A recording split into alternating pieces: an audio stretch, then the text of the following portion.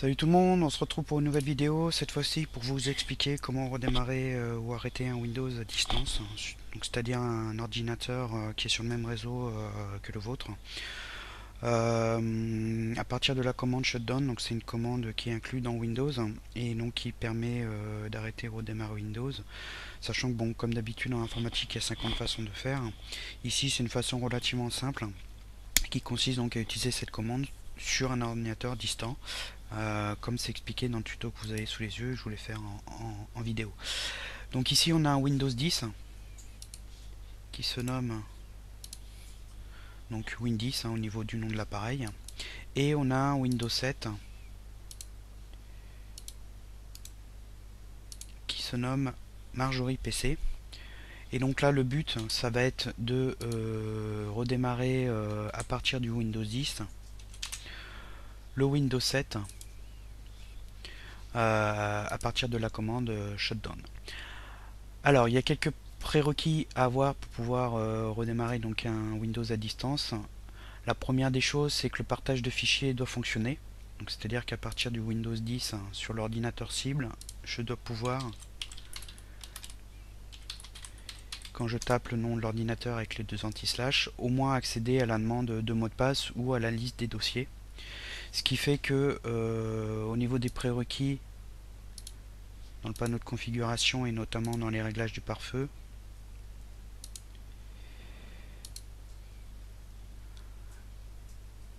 au niveau des autorisations, le partage de fichiers qui est ici doit être autorisé pour le profil réseau, donc ici privé, que vous utilisez sur votre réseau. Donc je ne vais pas rentrer dans tous les détails au niveau des partages de fichiers parce que c'est assez long, il faudrait faire une vidéo spéciale, mais il faut au moins déjà que vous ayez le partage de fichiers entre l'ordinateur source et l'ordinateur cible qui fonctionne. Ensuite, bon, la syntaxe de la commande shutdown, il y a un petit lien ici, je l'ai déjà détaillé, je ne vais pas rentrer dans les détails. On va ouvrir une invite de commande, il n'y a pas besoin d'avoir une élévation des privilèges, vous pourrez lancer une commande CMD directement. Et la syntaxe pour redémarrer, donc c'est "-r pour reboot, "-s pour shutdown pour arrêter l'ordinateur", moi je vais juste faire un reboot. Et c'est l'option "-m" avec le nom de l'ordinateur comme ceci. Qui permet de demander à un ordinateur distant, donc l'ordinateur cible qui est là, de s'arrêter. Donc ici j'ai un accès refusé, ce qui est tout à fait normal. Deux choses à savoir, c'est que pour pouvoir démarrer un ordinateur distant, il faut que vous soyez administrateur sur l'ordinateur cible, c'est-à-dire ici l'ordinateur Marjorie PC.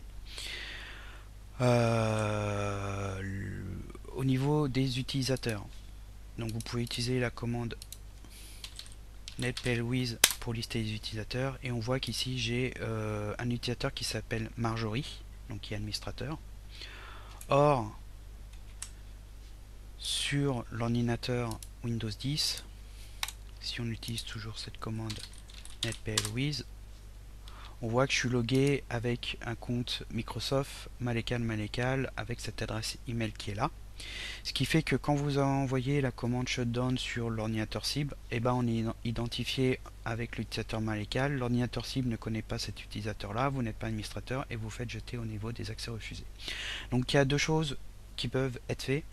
C'est soit vous recréez le même compte sur l'ordinateur source, donc il faudrait ici créer un compte Marjorie, le mettre administrateur et lancer la commande shutdown à partir de ce compte Marjorie. Donc ça peut être compliqué parce qu'il faut dupliquer tous les comptes sur tous les ordinateurs pour pouvoir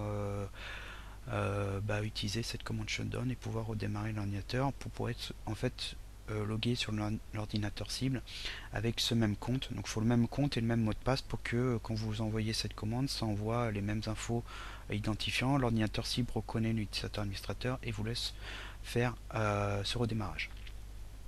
Ou vous avez une commande qui est ici netuse qui permet en fait de se loguer sur l'ordinateur cible en administrateur pour pouvoir ensuite utiliser la commande shutdown. Donc la syntaxe c'est netuse, le nom de l'ordinateur, donc IPC qui est en fait un service qui permet une interaction entre les applications réseau. Donc on se log sur IPC avec le mot de passe. Donc moi mon mot de passe Marjorie c'est A, donc il n'est pas très sécurisé, et on lui dit de se loguer avec l'utilisateur Marjorie. Donc vous aurez à vous loguer avec le compte administrateur cible sur le Windows, et si tout va bien, il dit que la commande s'est terminée, et si on fait un shutdown, en fait ça va pas marcher, accès refusé. Tout simplement parce que aussi sur l'ordinateur cible, on a l'UAC qui tourne. Et cette UAC empêche l'élévation de privilèges et va bloquer la commande shutdown. Donc si on va dans les comptes utilisateurs, ici on fait modifier, on abaisse, en fait on désactive l'UAC, là il nous dit qu'il faut redémarrer l'ordinateur, donc je vais le redémarrer. Et cette fois-ci ça devrait aller beaucoup mieux.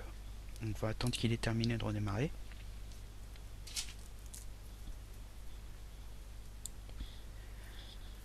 Que la prise en compte de la désactivation de l'UAC soit possible.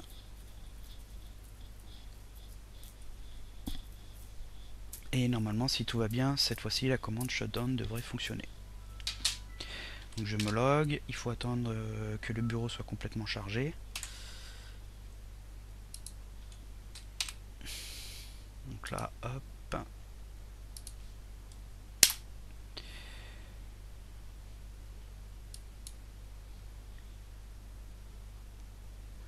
Alors là, il me dit qu'il n'est pas complètement démarré.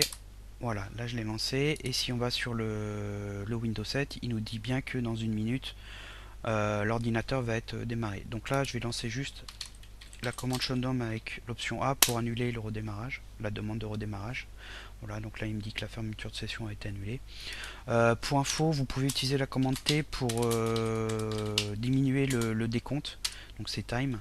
Donc 0, bah, en fait le redémarrage est instantané. Donc là, avec l'UAC désactivé, ben, la commande shutdown à distance fonctionne. Vous allez me dire, ouais c'est naze parce que l'UAC c'est quand même utile au niveau de la sécurité. Et bah, vous ne voulez pas désactiver l'UAC.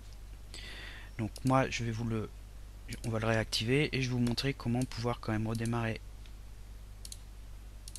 Windows à distance avec l'UAC d'activer. Donc on va juste redémarrer Windows en réactivant l'UAC et en s'assurant que la commande shutdown retourne encore un accès refusé.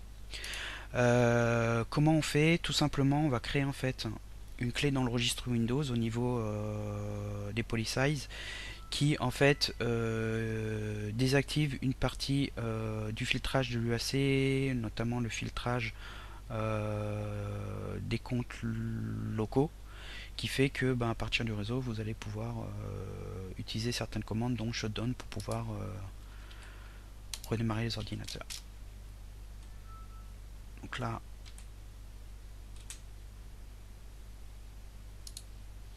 c'est à nouveau redémarrer, on va utiliser la commande shutdown, hop, et je devrais normalement, si l'UAC est activé, avoir un accès refusé.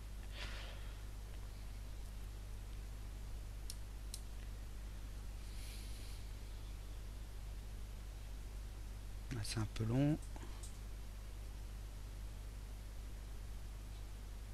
Voilà, non, c'est encore parce que le démarrage n'est pas terminé. Voilà, donc là on a à nouveau l'accès refusé, donc on est revenu au cas d'avant où on n'avait pas désactivé l'UAC.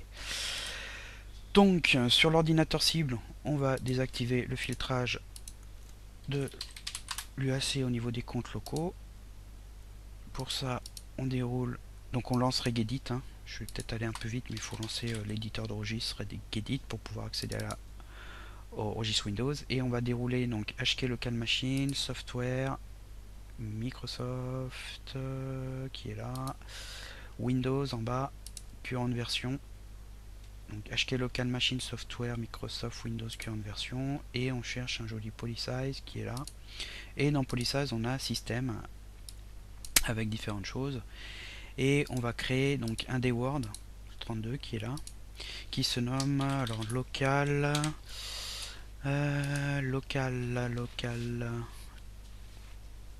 local account token filter policy. Donc local account filter policy. Donc local account filter policy, vérifie que j'ai pas fait de faute. Local account token filter policy. Il manque le token après account. vous n'êtes pas obligé de respecter les majuscules. Avec un seul cas, ça ira bien. Il me semble.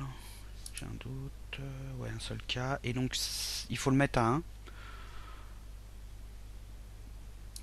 Donc, on double, là, il est à 0, hein, vous le voyez là. On double-clique dessus, on met 1. On fait OK, ça le passe à 1. Et on va redémarrer l'ordinateur. Pas Windows. Et ensuite, on va retenter la commande shutdown qui, normalement, devrait fonctionner.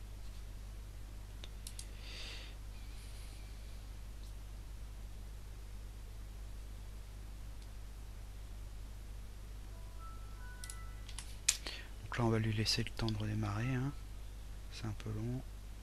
Voilà, attendre que les icônes de Windows apparaissent. Voilà, le réseau est monté. Donc on va tenter la commande shutdown.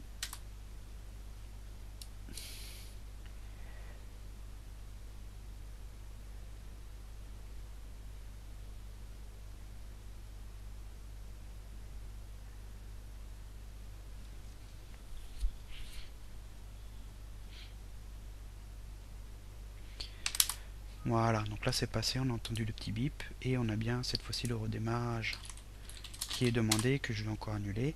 Et au niveau de l'UAC, il est bien encore actif, hein, puisqu'on voit qu'on a encore le exécuté en tant qu'administrateur. Et on peut faire une élévation de privilège sur l'invite de commande. Donc voilà, là vous avez toutes les explications et le principe pour pouvoir utiliser la commande de shutdown à distance. Tout simplement ensuite, si vous voulez faire un petit script, un petit fichier CMD, donc par exemple reboot CMD,